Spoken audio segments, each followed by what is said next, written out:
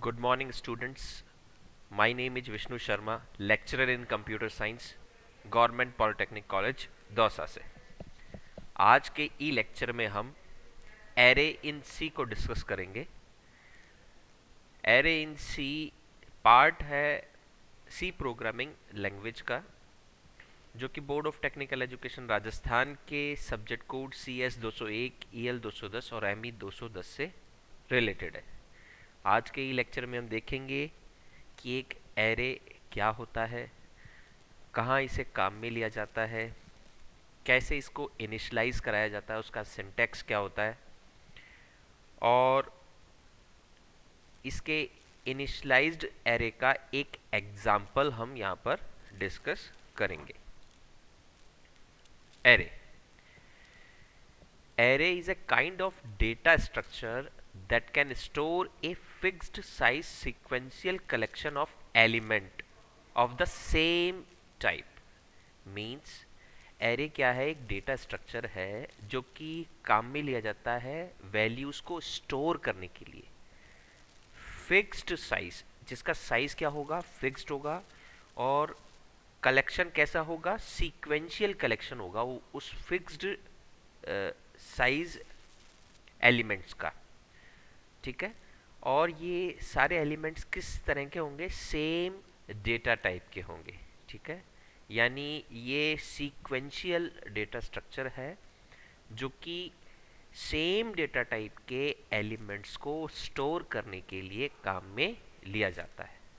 ये एरे कहलाता है। An array is use to store a collection of data, but it is often more useful to think of an array as collection of variable of the same type means same data type। ठीक है। आप ये मान लीजिए आपके programme में आपको बहुत सारे वेरिएबल्स की ज़रूरत है। ठीक है। सपोज कीजिए अगर आपको 4 और 5 वेरिएबल्स की ज़रूरत है सेम डेटा टाइप के, तब हम क्या करेंगे? अलग अलग नेम के साथ उन्हें स्टोर कर सकते हैं। ठीक है। लेकिन अगर हमें सेम डेटा टाइप के बहुत सारे वेरिएबल, सपोज कीजिए 1000 वेरिएबल्स को अगर हमें स्टोर कराना है, तब हम क्या करेंगे? तब हम थाउजेंड्स वेरिएबल थ्रू स्टोर अलग अलग वैल्यू स्टोर कराने के लिए उनको इनिशलाइज तो कर नहीं सकते अलग अलग नेम से, वो बहुत लेंदी प्रोसेस हो जाएगा। तब हम क्या करते हैं? एरे को यूज करते हैं। ठीक है। क्योंकि एक एरे के अंदर आप उसकी साइज के अकॉर्डिंग उतने एलिमेंट्स सेम डेटा टाइप के सीक्वेंशियल कलेक्शन के तौर पर आप उन्हें स्टोर करवा सकते हैं। ये ही एरे का स्पेशल एडवांटेज है और इसीलिए एरे को आपको काम में लिया जाता है। देखिए, इंडिविजुअल वेरिएबल को आप डिक्लेयर करते हैं तब आप किस तरीके से डिक्लेयर करते हैं? ठीक है। आप ये देखिए अपनी स्क्रीन पे आप देख रहे होंगे। सपोज कीजिए हमें 99 वेरिएबल्स को डिक्लेयर करना था और वेरिएबल का नेम हम ले रहे थे num0, एक वेरिएबल नेम हो सकता है legal, num1 up to num3 num4 up to num99, अगर हमें 100 वेरिएबल्स लेने। तो ये 100 वेरिएबल्स डिक्लेयर करने में हमें कितना लेंदी प्रोसेस काम में लेना पड़ रहा है, जबकि हमें एक एरे के डिक्लेयर करके ही हम ये 100 एलिमेंट्स को स्टोर करवा सकते हैं। ठीक है। एक 1 लाइन का डिक्लेरेशन यूज में लेते हुए हम हमारे 100 एलिमेंट्स को स्टोर करवा सकते हैं। ये हमारा कोड साइज बहुत रिड्यूस कर देता है, हमारी लेंथी प्रोसेस को बहुत सिंप्लीफाइड कर देता है एरे। ठीक है।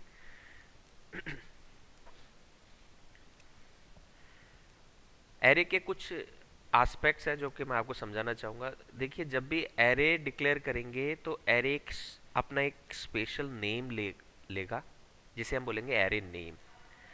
और यहाँ पे एरे को एलिमेंट्स में डिवाइड करेंगे। ये उसकी साइज पे डिपेंड करेगा कि आप कितनी साइज का एक एरे डिक्लेयर कर रहे हैं, ठीक है। जैसे फर्स्ट एलिमेंट जो होगा, हमेशा फर्स्ट एलिमेंट को आप एरे नेम और बड़े ब्रैकेट्स के अंदर जीरो से उसे उसका बेस एड्रेस अगर जो हम मानेंगे, या उसके फर्स्ट एलिमेंट का जो नेम हम लेंगे या एड्रेस लेंगे, वो क्या होगा, एरे का नेम। सपोज कीजिए आपने नंबर्स नाम का एक एरे लिया है, ठीक है, तो उसका जो फर्स्ट एलिमेंट होगा वो नंबर्स बड़े ब्रैकेट में जीरो, यानी इसका बेस एड्रेस कितना हुआ, जीरो।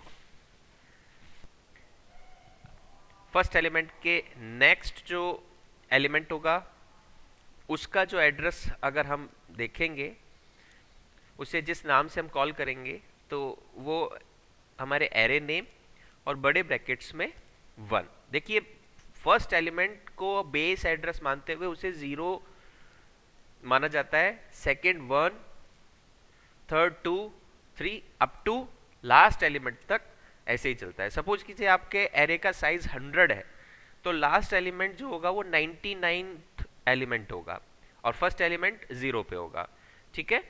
तो इसे फर्स्ट एलिमेंट को कैसे आप आइडेंटिफाई करेंगे, एरे नेम और बड़े ब्रैकेट्स के अंदर जीरो, ये उसका बेस एड्रेस हुआ, ठीक है। और इसी तरीके से आप सेकेंड, थर्ड और अप टू लास्ट एलिमेंट तक पहुंच सकते हैं।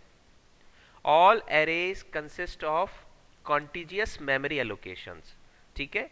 आप ये ध्यान रखिए, कॉन्टिजियस मेमोरी एलोकेशन होता है एरे में।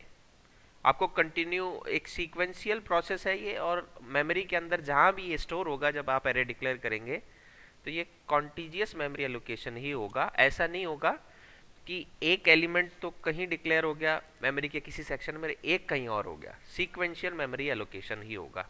The lowest address corresponds to the first element, ठीक है। तो लोएस्ट एड्रेस होगा वो फर्स्ट एलिमेंट को डिक्लेयर करेगा, जैसे कि हम देख रहे हैं नंबर्स बड़े ब्रैकेट्स में जीरो। ये इसका नेम है, इसके अंदर एलिमेंट इंसर्ट हम करेंगे, ठीक है। वो कैसे करेंगे वो भी आगे आपको बताया जाएगा। And the highest address to the last element, जो लास्ट एलिमेंट होगा उसका हाईएस्ट एड्रेस पर होगा वो। देखिए यहां पर हम डिक्लेरेशन ऑफ एरे को डिस्कस करते हैं। आगे एक एरे को डिक्लेयरिंग कैसे किया जाता है। To declare an array in C, a programmer specifies the type of the elements and the number of elements required by an array as follows। means ये इसका सिंटेक्स है। सिंटेक्स क्या बोलता है, सबसे पहले तो आप टाइप बताइए, यानी टाइप मीन्स डेटा टाइप। सबसे पहले आप लिखेंगे डेटा टाइप। वो एरे जो है वो इंटीजर डेटा टाइप का है, फ्लोट का है, डबल का है, लॉन्ग का है, या कोई कैरेक्टर डेटा टाइप का है। ये यहाँ पर सबसे पहले आप टाइप स्पेसिफाई करेंगे। देन करेंगे आप एरे नेम। एरे नेम क्या होगा, किसी भी आइडेंटिफायर यानी किसी भी वेरिएबल को डिक्लेयर करने के जो रूल्स हैं वो सेम रूल्स एरे नेम के ऊपर एप्लीकेबल होते हैं। आप उन्हीं रूल्स को लेते हुए आप एरे का नेम डिक्लेयर कर सकते हैं। सपोज कीजिए आप x ले सकते हैं, y ले सकते हैं, लेकिन ये ध्यान रखिए जैसे हम आइडेंटिफायर्स के अंदर कोई भी कीवर्ड को एज ए आइडेंटिफायर नेम काम में नहीं ले सकते, तो यहाँ एरे के अंदर भी नहीं ले सकते, ठीक है। तो यहाँ पे x y z array 1 2 3 number 1 2 3 इस तरीके से कुछ भी आप उन रूल्स को फॉलो करते हुए एरे नेम को डिक्लेयर कर सकते हैं। देन ये साइज को डिक्लेयर करने के लिए आपको बड़े ब्रैकेट्स को काम में लेते हुए एरे साइज उसमें जरूर से डिक्लेयर करना होगा। और एरे साइज आप फ्रैक्शनल पार्ट में नहीं कर सकते, ये इंटीजर पार्ट में ही आपको डिक्लेयर करना होगा। सपोज कीजिए आपको 100 एलिमेंट्स का एरे बनाना है और वो इंटीजर डेटा टाइप का बनाना है, तो आपको लिखेंगे इंट एरे नेम। सपोज कीजिए आपने एरे ही ले लिया और आपने क्या किया, बड़े ब्रैकेट्स में 100 दे दी साइज, और लास्ट में क्या लगाया, सेमी कॉलन। बिना सेमी कॉलन लगाए भी आपके एरर शो करेगा, ठीक है। तो इस तरीके से आप एरे को डिक्लेयर कर सकते हैं। This is called single dimensional array. ये ध्यान रखें, ये किस तरीके का एरे कहलाएगा? Single dimensional array. Array multi dimensional भी हो सकते हैं, आप 2 डायमेंशनल 3 डायमेंशनल एरे भी बना सकते हैं। ठीक है। The size array must be N integer constant greater than 0। ये ध्यान रखिए, आपकी जो साइज होगी एरे की वो एक इंटीजर कांस्टेंट होगी और उसका जो वैल्यू होगा वो 0 से बड़ा ही होना चाहिए और फ्रिक्शनल पार्ट में नहीं होगी, ये ध्यान रखिए। And type can be any valid C data type. और टाइप जो होगा वो कुछ भी हो सकता है, एक वैलिड डेटा टाइप होना चाहिए सी लैंग्वेज का। अब अगर हम एक एग्जांपल की बात करें एरे डिक्लेरेशन के, to declare a 10 element array is called balance of data of type double. ठीक है, आप एक बैलेंस नाम का एक एरे डिक्लेयर कीजिए जिसमें 10 एलिमेंट्स हो जो कि डबल डेटा टाइप रखता हो। इस तरीके का एक एरे अगर हम डिक्लेयर करते हैं तो उसे किस तरीके से डिक्लेयर किया जाएगा, ये इसका डिक्लेरेशन सिंटैक्स है। तो सबसे पहले डेटा टाइप लिखेंगे। अब बात कर रहे हैं हम डबल डेटा टाइप की, यानी डबल। फिर बात कर रहे हैं हम एरे नेम की, एरे नेम हमने लिया बैलेंस, तो बैलेंस। देन हम बात कर रहे हैं 10 एलिमेंट्स डबल डेटा टाइप के चाहिए हमें बैलेंस नाम के एरे में, तो यहाँ बड़े ब्रैकेट्स में हमने 10 डिक्लेयर करके सेमीकोलन लगा दिया। ठीक है, तो इस तरीके से डबल डेटा टाइप का बैलेंस नाम का 10 एलिमेंट्स रखने वाला एक एरे ऑटोमेटिकली मेमोरी में अपना स्पेस ऑक्यूपाई कर लेगा। ठीक है, वो डिक्लेयर हो जाएगा। अगर आप उसमें कोई वैल्यू नहीं भी डालते हैं तो भी बाय डिफॉल्ट वैल्यू उसके अंदर इंसर्ट हो चुकी है। ये तो हम बाद में इंसर्ट करते हैं, वैल्यू असाइन करते हैं, वो हमारे यूज के अकॉर्डिंग करते हैं। लेकिन अगर आपने 10 एलिमेंट्स का एरे डिक्लेयर कर दिया और आप उसकी वैल्यू बिना इनिशियलाइज कराए भी अगर उसे प्रिंट कराएंगे तो उसकी वैल्यू रैंडमाइज वैल्यू जरूर से प्रिंट होगी। आप चाहे तो करके देख सकते हैं। Here balance is a variable array which is sufficient to hold up to 10 double values और नंबर्स। ठीक है, तो इस तरीके से आप एरे को डिक्लेयर कर सकते हैं। अब एरे का इनिशियलाइजेशन किस तरीके से किया जाता है, तो एरे के इनिशियलाइजेशन के लिए आप क्या करें, आप सबसे पहले एक एरे को डिक्लेयर करते हुए, एरे का इनिशियलाइजेशन करने के कई प्रोसेस हैं। आप चाहे तो उसे रन टाइम पे कर सकते हैं, आप चाहे तो उसे स्टैटिक तरीके से भी इनिशियलाइज कर सकते हैं। ठीक है, तो हम आज के इस लेक्चर में आपको एरे इनिशियलाइजेशन ही दिखाएंगे और इसके पार्ट 2 के अंदर हम एक एग्जाम्पल को भी डिस्कस करके और फिर समझने की कोशिश करेंगे। तो आज हमारा जो ये एरे इन सी जो है ये पार्ट 1 है। ठीक है, तो ये पार्ट 1 में हम ये देख रहे हैं एरे को इनिशियलाइज करने का प्रोसेस। तो यहाँ पर एरे जो हम इनिशियलाइज कर रहे हैं अभी हम यहाँ जो सीख रहे हैं वो सीख रहे हैं स्टैटिक। स्टैटिक से मेरा मीनिंग है यानी आप उसकी वैल्यू फिक्स कर देंगे कब, जब आप प्रोग्राम अपना लिख रहे हैं, बना रहे हैं, तभी उस एरे की वैल्यू को डिफाइन करते हुए, डिक्लेयर करते हुए आपने उसको इनिशियलाइज कर दिया, यानी उसकी वैल्यू को फिक्स कर दिया। अब वो वैल्यूज डायरेक्टली हम हमारे प्रोग्राम में काम में लेंगे। ठीक है, और जबकि डायनेमिक क्या होता है, डायनेमिक जब हम वैल्यू को इनिशियलाइज करते हैं तब वो रन टाइम पर हम उसकी वैल्यू को असाइन करवाते हैं। ठीक है, तो यहाँ स्टैटिक का जो रूल है एरे को इनिशियलाइज करने का सिंपल है। सबसे पहले वही data type, then array name, then array की size equals to operator, then curly braces, and curly braces के अंदर जो आपके एलिमेंट्स हैं उन्हें डायरेक्टली आप वैल्यू लिखिए, जैसे 1000.0, 2.0, 3.4, 7.0, 50.0। तो आपने ये पांचों वैल्यू आपने किस में दे दी, आपके बैलेंस एरे में डिफाइन कर दिए। ठीक है, इसी तरीके से आप क्या कर सकते हैं, यहां पर आप देख रहे हैं the number of values between curly braces cannot be larger than the number of elements that we declare of the array between square brackets। ये ध्यान रखने वाली बात ये है कि ये आपकी जो वैल्यूज जो आप अंदर लिख रहे हैं, ये 5 एलिमेंट्स के लिए आपको लिखनी तो आपको 5 ही लिखनी है, ये 5 की 6 नहीं हो सकती है। ठीक है,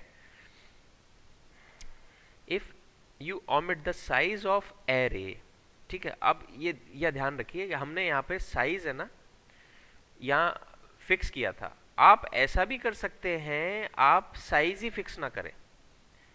सपोज कीजिए हमें वैल्यूज लेनी है 5, लेकिन 5 की 6 भी हो सकती है, 7 भी हो सकती है, 8 भी हो सकती है, तो अब वहां पर स्टैटिक जो डिक्लेरेशन है एरे का, इनिशियलाइजेशन है, उसके अंदर आप एक और तरीका है, आप डेटा टाइप लिखे, एरे नेम लिखे और बड़े ब्रैकेट्स के अंदर वैल्यू को ना लिखें, आप इक्वल टू लगाएं और करली ब्रेसेस के अंदर आप वैल्यूज इंसर्ट करते चले जाएं। आप जितनी वैल्यूज लिखेंगे उतने एलिमेंट का एक एरे प्रिपेयर हो जाएगा। यहाँ आपने 5 एलिमेंट्स का एरे फिक्स कर दिया था, यहाँ आपने वैल्यूज फिक्स की है, उसके बाद एरे डिक्लेयर हुआ है। ठीक है, तो ये दो तरीके हैं स्टैटिक के। इन दोनों तरीकों से आपका देखिए एरे कैसा बन के आया। इंसर्टेड एरे वैल्यूज कुछ इस तरीके से हुई, बैलेंस नाम का एरे हुआ, इसका बेस वैल्यू कितना था 0 1 2 3, स्टार्टिंग यहाँ से हुई, 1000 एलिमेंट को फर्स्ट नंबर पे आपने इनिशलाइज किया है, सेकंड 2 3.5 7.0 और 50.0। देखिए इस तरीके से आपका ये एरे रेडी हो चुका है। तो आज के इस ई लेक्चर में हमने एरे को समझने की कोशिश की, एरे क्या होता है, कहाँ काम में लेते हैं और कैसे इसका डिक्लेरेशन किया जाता है। इसके इस लेक्चर के पार्ट 2 के अंदर हम एरे को एक्सेस कैसे करते हैं और एक छोटे से एग्जाम्पल से हम इसे समझने की कोशिश करेंगे। Thank you so much.